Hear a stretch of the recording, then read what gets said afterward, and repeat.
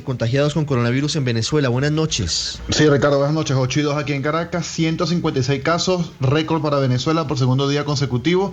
Esos 156 casos, 6 son de carácter local, como los divide el gobierno de Nicolás Maduro, y 150 internacionales. De esos 150, 136 provenientes de Colombia, para un total de 1.819. Además, también el gobierno de Maduro confirma una persona fallecida, para un total de 18 casos. Además, también informar, Ricardo, que es lo más importante a esta hora, pues que el gobierno de Maduro y el gobierno de Juan Guaidó firmaron llegaron a un acuerdo de cooperación con el aval de la OPS para combatir juntos o intentar ayudarse con recursos para combatir el COVID-19 acá en Venezuela. Se mostró el acuerdo firmado por el ministro de Salud de Nicolás Maduro y el doctor Julio Castro, que viene siendo asesor en temas de salud del Parlamento. Acá en Venezuela, te reitero, 1.818 casos de COVID-19, 156 en las últimas 24 horas. Ricardo.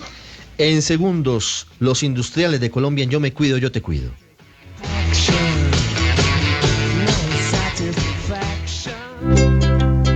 ¿Qué es ser mamá? Ser mamá es enseñar. Es ser el centro, el comienzo y el final de la familia. Es hacer cada momento especial. Es unir las generaciones y pasar el legado. Tal como hace mucho tiempo, ella te lo pasó a ti. Super Arepa. La harina para hacer arepas de las super mamás. Trabajamos pensando en usted. En Yo Me Cuido, Yo Te Cuido, hablan los expertos. 7:04 minutos. Siempre es un gusto saludar al presidente de los empresarios de Colombia. Estamos también en Facebook, en Blue Radio Colombia, y en todo el país, en Blue Radio y en bluradio.com. Doctor Bruce McMaster, buenas noches. Buenas noches, Ricardo. Buenas noches, Silvia. Buenas noches a todos, a los oyentes. Estamos ya completando 70 días, doctor McMaster, de este aislamiento obligatorio preventivo. Pensamos que iba a ser más corto y se nos ha prolongado, y apenas estamos empezando a vislumbrar lo que podría ser el pico de la pandemia en Colombia. ¿Cómo está hoy la industria y cómo están las empresas colombianas? Bueno, efectivamente, Ricardo, ha sido un proceso largo, ha sido un periodo mucho más extendido de lo que todos habíamos previsto. Habíamos arrancado inclusive con 3 días de simulacro, que eran como entre el 20 y el 23 de marzo, recuerdo bien, y luego dijimos, no, pues arranquemos el 24. Fue un gran clamor nacional de que arrancáramos con la cuarentena, y luego se va extendiendo el 14 de abril, el 27 de abril, el 11 de mayo, el 27 de mayo, y ya estamos hablando de que nos vamos hasta el 1 de julio. Esto ha tenido grandes efectos sobre la economía. Yo hacía alguna reflexión en una columna que publiqué hace unos días de alrededor de verdaderamente cuáles eran las consecuencias que estábamos asumiendo por cuenta realmente de la estrategia seleccionada. Y sin hablar, digamos, ni criticar la estrategia, porque yo creo que al final ha rendido sus resultados como los pensábamos, o quizá mejor inclusive de lo que se había proyectado. Lo cierto es que la estrategia de resultados es una estrategia costosa para la economía y para los temas sociales. Vimos el dato de empleo la semana pasada, hemos visto los datos de producción, por ejemplo, industrial muy caída o de caída en el Producto Interno Bruto, por ejemplo, el de marzo, que cayó del 4.9%.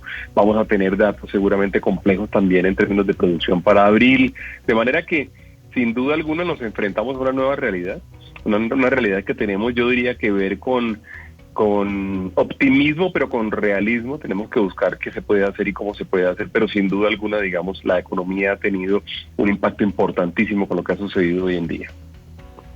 ¿Imaginan ustedes desde la ANDI esa nueva realidad, doctor McMaster? Las cifras son realmente muy preocupantes, por decirlo menos, con más de 5 millones de nuevos desempleados, de personas que han perdido su empleo entre abril del año pasado y abril de este año, pero muy influenciadas por el coronavirus, con la cuarentena ampliada, por ejemplo, en Bogotá, que sin duda es uno de los motores de la economía del país. ¿Cómo se imaginan esa nueva realidad para que no se apague el motor del crecimiento económico? Quizá una parte, digamos, yo diría que triste de la realidad que tenemos, pues sin duda la más triste, por supuesto, tiene que ver con el tema de salud de las personas que han fallecido. Luego, por sin duda alguna, está el tema del desempleo y las familias que han perdido sus ingresos. Luego las compañías también, digamos, que han perdido viabilidad. Y yo diría, Ricardo, usted recordará cuando hablamos aquí hace un par de semanas con usted en el programa y el programa de la mañana, cómo nosotros habíamos hecho un llamado muy fuerte a que se asumiera este reto como un reto multidimensional, como que entendiéramos que no solamente era un problema de salud, no solamente era un problema hospitalario, no solamente era un problema de empleo, no solamente era un problema de producción, no solo era un problema de finanzas públicas, no. Eran muchos problemas simultáneos que teníamos que atacar todos al tiempo y que de alguna forma veíamos que en algunos casos, especialmente en algunos territorios, pues la gente andaba muy asustada y los mandatarios andaban muy dedicados a solamente contener la pandemia. Pues bueno, esa ha sido un poco la consecuencia. ¿Cómo va a ser la nueva realidad? Pues vamos a tener, digamos, una oferta que se ha visto afectada seriamente por la incapacidad de producir, la incapacidad de prestar servicios, y vamos a tener también una demanda afectada, y de eso no hemos hablado mucho, y no se ha hablado mucho en la economía realmente, alrededor de cómo se va a mitigar y alrededor de cuáles van a ser realmente las medidas que se van a tomar para reactivar demanda. Y tenemos también en esta ocasión que hacer las dos cosas. Tenemos que trabajar desde el lado de la oferta y desde el lado de la demanda. De lo contrario, la economía no va a despegar. Doctor McMaster, algunas empresas han tenido que cerrar en medio de toda esta emergencia. ¿Ustedes tienen cifras, tienen algún tipo de cálculo sobre cuántas van a cerrar definitivamente y cuántas van a poder recuperarse una vez empiece la economía a funcionar y a prenderse de nuevo? No es fácil prever eso, Silvia, porque tendría uno que saber realmente cuál es la condición financiera de cada una de las empresas. Ya sabemos de algunas que han perdido viabilidad, especialmente, por ejemplo, en el sector hotelero, en el sector de restaurantes, lo hemos visto con gran fuerza. Ustedes vieron lo que ha sucedido con las aerolíneas. Las principales aerolíneas colombianas están en capítulo 11 en los Estados Unidos en este momento, pero yo le diría o le respondería un poco distinto, Silvia, diciéndole que tiene que ser un objetivo nacional el de apoyar a la empresa nacional, tiene que ser un objetivo de todos el de salvar compañías. No se nos pueden ir las compañías entre la mano, no se nos pueden ir entre los dedos de las manos, porque son el resultado de mucho trabajo, de muchos años, de muchas personas. Perderlas en 45 días, perderlas en 60 días, hombre, es tremendamente frustrante, pero es tremendamente triste, de manera que inclusive nosotros hemos hecho un llamado para que haya verdaderamente una conciencia nacional de que lo que más nos conviene y quizá también lo más barato es salvar compañías.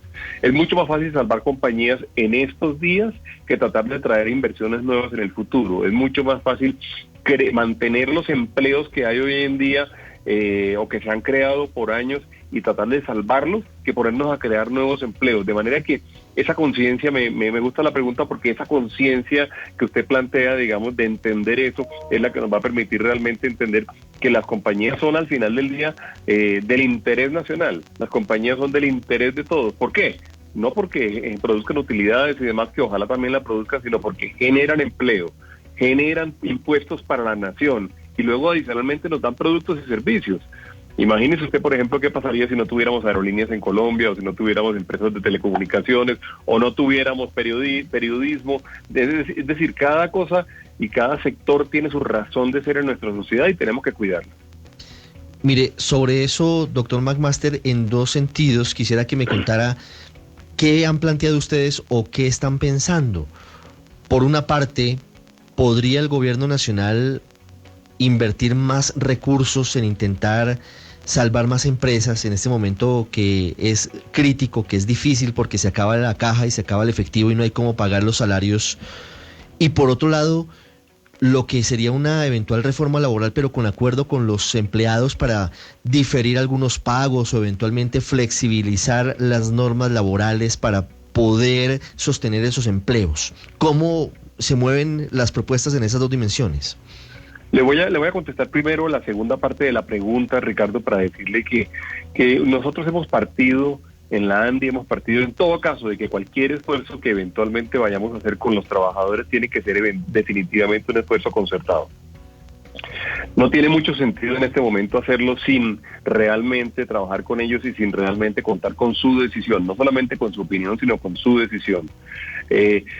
Le voy a poner uno o dos ejemplos, los casos en los cuales la compañía al final va a desaparecer o eventualmente pudiera no desaparecer o entrar en una especie de hibernación si logramos tener, por ejemplo, un acuerdo con trabajadores. Ese, por ejemplo, es un escenario en el cual pues, de pronto vale la pena realmente trabajar conjuntamente en buscar poder, por ejemplo, postergar algunas de las obligaciones, pero tiene que ser con la decisión de los trabajadores, y eso es lo primero que yo diría. No tiene sentido ni sacar leyes, ni sacar decretos, ni imponer nada desde el punto de vista unilateral, porque al final las empresas pues terminan siendo el sitio en donde todos trabajamos y termina siendo el sitio en donde todos generamos además riqueza para las familias o riqueza para el país. De manera que eso yo le diría que es lo primero que hay que hacer. Luego lo otro que le mencionaría es que, y esto también lo decía yo por ahí en una columna hace unos días, yo decía, no se nos puede olvidar en todo caso que lo que estamos viviendo hoy en día es la consecuencia de una decisión que tomamos colectivamente. Es una decisión que tomaron los gobiernos del mundo, los gobiernos del gobierno nacional, los gobiernos locales, y la tomaron porque consideraron y consideramos que era la mejor decisión desde el punto de vista del colectivo, del bienestar general. Si eso es así, pues evidentemente pues tenemos que asumir los costos de lo que estamos haciendo. Lo que sí tenemos que trabajar con gran detalle es que no haya unos que asuman un costo mayor que otros, porque al final el beneficio es para toda la sociedad. ¿A qué me refiero? Si alguien pierde un restaurante o si alguien pierde una compañía porque perdió viabilidad simplemente durante estos días, hombre, yo creo que la sociedad como un todo, y en esto pues el Estado juega un papel fundamental, la sociedad como un todo tiene entonces que salir a su rescate. De manera que yo soy de los que creo que efectivamente los estados del mundo, no solamente el colombiano, los estados del mundo van a tener que de alguna forma compensar en parte, digamos, el daño que se produce en la economía y en las empresas en razón de la decisión que hemos tomado. Le quería... Adelante, Silvia, primero. No, doctor McMaster, le quería a propósito de ese tema del rescate preguntar justamente si para ustedes los empresarios han sido suficientes las ayudas que ha anunciado el gobierno o si el gobierno del presidente Duque se ha quedado un poco corto en esa materia de tratar de salvar la mayor cantidad de empresas para evitar su quiebra o para evitar que cierren. El problema es que el gobierno, como todos los entes económicos, tiene limitaciones. Ese es el problema grande. Realmente no es un tema de voluntad del presidente o voluntad del ministro, no. El tema es que el gobierno tiene unas limitaciones. Las limitaciones están dadas, por supuesto, por los recursos fiscales que tienen a su disposición y los recursos que tienen para endeudarse en el futuro. Yo lo que creo que tenemos que hacer es un trabajo común para poder imaginarnos realmente la forma mediante la cual el Estado pueda asumir algunos de las obligaciones y algunas de las necesidades adicionales que con plena seguridad vamos a tener. Y quizá lo que tenemos que tener es como un gran acuerdo nacional alrededor de, bueno, ¿y eso qué conlleva? Por ejemplo, ¿qué pasará con el endeudamiento del gobierno? ¿Qué puede pasar eventualmente con la calificación de riesgo? ¿Vale la pena o no vale la pena, por ejemplo, hacer emisión con recursos que provengan del Banco de la República? ¿Vale la pena o no vale la pena utilizar reservas? Esas conversaciones son conversaciones obligadas en este instante.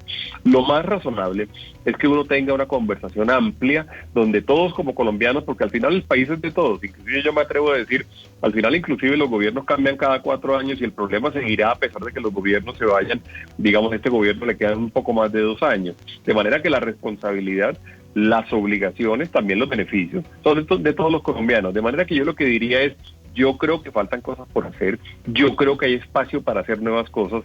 Creo que adicionalmente nos va a tocar meternos en temas que originalmente probablemente no nos hubiéramos imaginado. Por ejemplo, el caso del salvamento de compañías, ahí vamos a tener unos temas especiales que tener que mirar con gran detalle.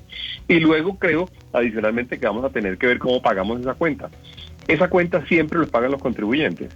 De eso no hay la menor duda. Lo único que no pagan los contribuyentes es los recursos propios que genera el Estado, por ejemplo, de inversiones como Ecopetrol y demás, pero eso al final también es de los contribuyentes. De manera que yo creo que al final del día entiendo, digamos, la situación de estrechez en la que se mueven los recursos públicos en este momento, pero creo que hay que hacer más cosas y para eso vamos a tener que tener acuerdos nacionales alrededor de, bueno, y cómo las vamos a pagar y cómo las vamos a hacer y qué hacemos y qué no hacemos. De algún lado tiene que salir la plata. 7:17 antes de irnos, doctor McMaster, porque sé que tiene un compromiso importante. No se imagina la cantidad de oyentes que nos están escribiendo. Mire, me escribe un taxista desde Santa Marta, me escribe Luis Gallo, que es transportador intermunicipal, me escribe Héctor Carrascal, que también está en líos, me escribe Nancy. ¿Y qué le dicen, Cetina. Ricardo? Cuénteme. No, pues que están en muchos problemas, que necesitan salir porque incluso algunos tienen la empresa en la casa. Entonces dice, yo no tengo por qué salir, entonces ¿por qué no puedo abrir el negocio? María de los Santos Pérez dice, ¿y los microempresarios y trabajadores del día a día qué? Generamos desarrollo económico. Carlos Segura dice, mire, tengo que salir a trabajar, me toca pagar arriendo, servicios, mercado, 3 meses. ¿Y le puedo sin decir hacer algo nada. sobre eso, Ricardo? Sí, claro. Sí. Es que a mí me parece que esa realidad que le están planteando todas esas personas que están allí es la realidad de la mayoría de los colombianos, de una gran cantidad de colombianos. Yo inclusive me he atrevido a hacer una afirmación, digamos, durante los últimos días alrededor de que no podemos tener más dudas alrededor de si podemos o no podemos salir a trabajar.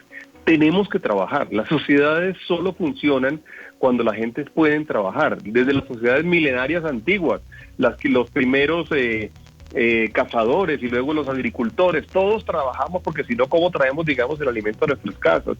Eso no llega, digamos, no llega del cielo. Con esto dicho, la pregunta que hay que plantearse, y eso es una pregunta no solamente para el gobierno nacional, por supuesto, pero muy particularmente para los gobiernos locales, porque hoy en día tienen una competencia grande y una responsabilidad grande. La pregunta que tenemos que solucionar es ¿cómo hacemos para generar las condiciones de seguridad para que la gente pueda trabajar? Pero tenemos que trabajar todos ya. Ya hemos perdido una gran cantidad seguramente de recursos, de empleos, de empresas, de compañías. No podemos perder ni uno más. Entonces la pregunta se refiere a la seguridad. ¿Tenemos que trabajar protocolos? Claro que tenemos que trabajar protocolos. Nosotros hemos dicho, tenemos que, por ejemplo, incluir el tema de las caretas. Yo le he hablado a usted del tema de las caretas y parezco monotemático hablando del tema de las caretas que hemos desarrollado con el PNUD, pero hace todo el sentido del mundo que si nos vamos a montar, por ejemplo, en unos sistemas de transporte masivo, todos llevemos no solamente el pasabocas, el tapabocas, sino que llevemos también una careta que nos ayude a no contagiar y a que no nos contagien. Eso es muy barato, valen cerca de 4.000 o 5.000 pesos cada una de esas caretas. Deberían ser obligatorias, las deberían regalar las autoridades locales. Por lo menos la primera dotación la deberíamos regalar, y yo creo que eso lo tenemos que hacer. Y luego otro llamado que hay que hacer es el llamado a la ciudadanía. Tenemos que, con cultura ciudadana muy robusta, muy fuerte, muy disciplinada, ser buenos en cuidarnos nosotros mismos y en cuidar a las personas, así como el nombre del programa. Yo creo que realmente tenemos una responsabilidad inmensa nosotros en este momento en cuidarnos. Entre otras cosas porque si no nos cuidamos y esto se sale de control, pues vamos a caer en una situación como la anterior y vamos a perder muchos más puestos y muchos más trabajos, y ese lujo no se lo puede dar Colombia hoy en día. De manera que yo le diría que la pregunta nuevamente no es si debemos o no debemos trabajar. Nos tienen que permitir trabajar, no hay la menor duda de eso. Lo que pasa es que tenemos que hacerlo con inmensa seguridad, y en eso yo digo se tienen que concentrar los esfuerzos en este momento de los alcaldes y los gobernadores. Mire, usted es un hombre de gran corazón. Usted ha trabajado con los más pobres de Colombia, desde el DPS incluso en el Estado. Yo veo cada vez más, no se imagina la cantidad de personas que a voz en cuello están pasando por los barrios de Bogotá y de otras ciudades del país pidiendo ayuda, pidiendo un mercado, pidiendo algo para poder dormir, porque no tienen dónde vivir. Sé que al final vamos a tener que hacer una suerte de plan Marshall para reconstruir el país. ¿Cómo se lo imagina? Vea, Ricardo, gracias, y le digo, me lo imagino solidario, pero también me lo imagino organizado, pero me lo imagino estratégico, pero me lo imagino al mismo tiempo construido entre todos. Y yo creo que eso es parte de lo que tenemos que hacer hoy en día. Yo le diría que inclusive una muy buena parte de las discusiones que te hemos traído históricamente en nuestro país debíamos de ponerlas. En realidad, ¿a quién le importa en este momento, digamos, casi que medio punto de desempleo o medio punto de crecimiento? No, la cosa es tan grave en este instante que tenemos que enfrentarnos todos al reto más importante que hayamos enfrentado en nuestras vidas. Usted mencionó ahorita el ejercicio, por ejemplo, que se hacía en el Departamento de Prosperidad Social, lo que se hace, digamos, de lucha contra la pobreza. Cifras que he visto esta semana nos muestran cómo probablemente volvimos al año 2000 en términos de pobreza. Teníamos un nivel altísimo de pobreza en el año 2000, 43, 44%, y aparentemente otra vez estamos en niveles de esa naturaleza. Eso es un desafío demasiado grande para nuestra sociedad. Yo realmente aspiro a, sobre todo, tener un trabajo colectivo un trabajo sincero, un trabajo abierto, un trabajo generoso, pero además estratégico. Tenemos que pensar con estrategia, tenemos que enfrentarnos bien, por ejemplo, al inmenso reto que tenemos del comercio internacional hoy en día. Yo, por ejemplo, no pudiera imaginarme que nosotros en este momento aceptáramos productos de contrabando, o productos con dumping, o productos que terminaran llegando con subsidios y acabaran con la industria nacional o con las empresas nacionales. Eso no es aceptable hoy en día y tenemos que con mucha fuerza, con mucha decisión, con mucha firmeza, rechazarlo. Y Colombia tiene que como país pararse frente a esas prácticas, o por ejemplo me imagino también haciendo grandes esfuerzos para que el campo colombiano finalmente se pueda desarrollar. O yo, por supuesto, digamos que estoy muy en la línea de que además tratemos de desarrollar la empresa nacional industrial, la digital, la de comercio, locales y MIPYMES. Eso lo tenemos que hacer. Entonces me lo imagino así, Ricardo. Ahora, para eso se necesita, yo diría, la decisión de muchos, se necesita la grandeza de los políticos y yo diría, en esto yo verdaderamente hago un llamado grande para que en este momento nos olvidemos de temas como las polarizaciones, los intereses ideológicos. No, el único interés genuino ideológico que debemos tener en este instante es el bienestar de la población colombiana. Ese es el único interés genuino que debemos tener y debemos trabajar para que eso se produzca, entendiendo que tenemos limitaciones fiscales, presupuestales, tecnológicas o incluso limitaciones de índole legal o de índole regulatoria. Tenemos que superar todo eso hoy en día y tenemos que trabajar. Es el momento de la grandeza, doctor Bruce McMaster. Muchas gracias por estar con nosotros aquí en Yo Me Cuido, Yo Te Cuido. Una feliz noche. Gracias Ricardo por la invitación. Gracias Silvia también. 7:24 minutos. Interesantes reflexiones, Silvia, que nos deja el doctor McMaster. No es el momento de la politiquería ni de las ideologías, es el momento de la reconstrucción. Y creo que ese es el reto más grande, y lo dice el doctor McMaster, y lo han dicho muchas otras personas. Seguramente va a ser el reto más grande de nuestras vidas y de muchas generaciones. Sí, es un reto como sociedad, Ricardo, y tal vez eso es lo más importante, entender que un país que se ha visto enredado y envuelto en medio de tantas polarizaciones, pues que no es momento para eso, que es momento para tratar de trabajar juntos y tratar de sacar adelante un país tan golpeado por cuenta de esto, pues llama mucho a la gente a la reflexión, y eso es lo más importante. 7:25 minutos. Carlos Andrés, ¿qué pasó en la vía al Llano? Buenas noches. ¿Sigue cerrada la vía al Llano por protestas en Bogotá? Ricardo, muy buenas noches. Así es, a esta hora las autoridades viales reportan que el corredor de la vía Bogotá-Villavicencio se encuentra cerrado en el sentido Villavicencio-Bogotá por las protestas que se vienen presentando desde hace más de 3 horas en Bogotá, que afectan el sector del UAL, que es el ingreso a la capital del país, con el fin de evitar que los vehículos y los viajeros queden represados entre la vía y estas manifestaciones. Pues las autoridades han preferido cerrar la vía en el sentido Villavicencio-Bogotá. Ya completa más de 3 horas este cierre y por supuesto ya hay una buena cantidad de vehículos en Villavicencio haciendo fila, esperando a que la vía sea habilitada de nuevo. Nos escuchan en Villavicencio, los 96.3 FM y en blurradio.com. Saludo ahora al representante de la Cámara, José Luis Correa. Representante, buenas noches. Ricardo, buenas noches, ¿cómo estás? Bien, ¿cómo está de salud, hombre? Después de haber confirmado que tiene COVID-19, ¿cómo está? Bien, muchísimas gracias. No, la verdad, ingratamente sorprendido por esa prueba. Pero gracias a Dios me encuentro en este momento asintomático y pues nada, en cuarentena, no solamente para cuidarme yo, sino para cuidar a todas las personas que quiero y que conviven conmigo. Mire, ¿cómo se contagió? No sé, de hecho yo he sido uno de los que más ha defendido temas de bioseguridad en el Congreso de la República, pero pues, y de hecho a mí me hicieron un bullying impresionante debido al tipo de bioseguridad que yo utilicé al momento en que ingresé al Congreso a la semipresencialidad, pero esa moraleja nos deja, la moraleja que nos deja eso es simple y sencillamente que aquí ninguna medida es extrema, que no termina siendo nada ridículo como algunas veces lo intentaron hacer ver, y que gracias a Dios yo me cuidé como me cuidé. Hoy no hay más congresistas o más miembros de la Cámara de Representantes enfermos. Desafortunadamente nosotros tenemos contacto con muchísima gente en nuestra vida diaria y más en temas de semipresencialidad. Entonces, sí, pues hacer como la cadena de contagio es bastante complejo.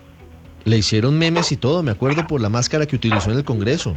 Exactamente, pero esa máscara hoy le salvó de infectarse a más de 18 miembros del personal técnico de la Cámara, a la gente de bioservicios, a la gente de seguridad, a mi mismo esquema de seguridad y obviamente a mis compañeros congresistas. O sea que creo que los memes están un poco desvirtuados en este momento. ¿Usted cree que se contagió en el Congreso o en otro sitio, representante? No lo podría decir, yo siempre he sido sumamente estricto con mis medidas de seguridad y pues poder decirte exactamente dónde. Yo de hecho he venido haciendo como ese examen de conciencia y no he tenido ninguna situación donde haya estado en contacto con un paciente positivo, y ese es uno de los grandes problemas de esta enfermedad. Como el 50% de los pacientes son asintomáticos, entonces son pacientes que son contagiosos, pero que desafortunadamente en ningún momento uno se imaginaría que pueden llegar a ser portadores de la enfermedad. Por eso es que todos tenemos que actuar, sí, exactamente, pero todos tenemos que actuar como si fuéramos COVID positivos. Yo no sabría que hoy soy COVID positivo si no me hubieran hecho el tamizaje en la Cámara de Representantes. Pero si yo no me hubiera cuidado como me cuidé, hoy habrían 4, 5, 6, 7, 8 o 10 casos más positivos en la Cámara de Representantes. No solamente de congresistas, de miembros del equipo de asistentes, del personal técnico, de la gente de bioservicios, de los esquemas, de todo. O sea, aquí hay que empezar a pensar en que tiene que ser un esfuerzo conjunto de un pensamiento en colmena, como lo hemos venido defendiendo. Yo siempre defendí la virtualidad. Yo perdí, como yo soy uno de los congresistas más jóvenes del país y como soy uno de los que más cerca vive de Bogotá, a 6 horas en carro, pues obviamente mi responsabilidad, así yo creyera en la virtualidad, era ir, porque no tiene sentido que un compañero mío del partido, que puede que viva más cerca que yo, pero que tiene una hija recién nacida, vaya, el que debía ir era yo. Así yo no estuviera de acuerdo, perdí en democracia. Entonces, esas fueron las consecuencias. Le deseo mucha suerte y pronta recuperación. No, muchísimas gracias. Espero que esto no se repita con más miembros del Congreso y que podamos hacer lo que decía el doctor McMaster ahorita. Le faltó un tema y yo quisiera complementarlo. Esto no es solamente de utilizar mascarillas y caretas. Colombia puede hacer 12.000 pruebas al día y estamos haciendo 7.500. Las pruebas son uno de los mejores blindajes desde el punto de vista social para poder evitar la propagación del virus. Si nosotros no entendemos eso y no crecemos en nuestra infraestructura de pruebas y no crecemos en nuestra capacidad diagnóstica, primero vamos a seguir en un subregistro y segundo, eso se nos va a salir de las manos, porque las mascarillas siempre generan o siempre tienen un pequeño porcentaje de fallo, incluso dependiendo del tipo de mascarilla puede ser mayor o menor. Entonces aquí hay que pensar en cómo vamos a hacer para crecer, y esta experiencia que yo estoy pasando tiene que ser ese pistolazo de alarma de que en cualquier parte puede haber COVID, en cualquier institución. Entonces, ¿qué vamos a hacer? Hay que cuidarse, representante. Exactamente. Le estaré contando y le estaré averiguando cómo sigue. Muchas gracias. 7:30 llega a la nube. Un abrazo, gracias. Llega a la nube y luego llega Mesa Blue con Vanessa de la Torre.